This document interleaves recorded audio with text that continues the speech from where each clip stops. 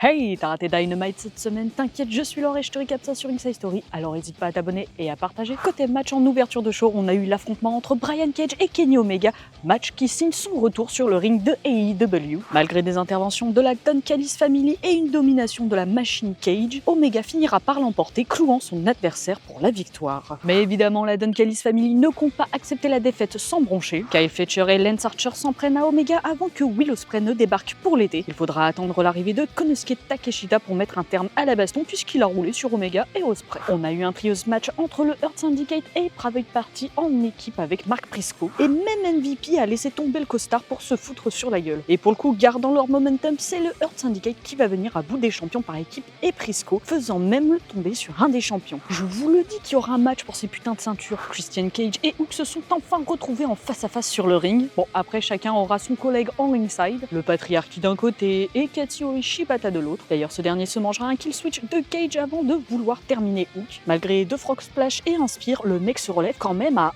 1. Et comme Hook finit par coincer Cage en soumission, Kip Sabian et Nick Wayne interviennent pour sauver leur leader, sonnant la disqualification. Alors bien sûr que ça va se foutre sur la gueule en après-match, bien sûr que le patriarche va vouloir détruire Hook pour de bon avec deux chaises.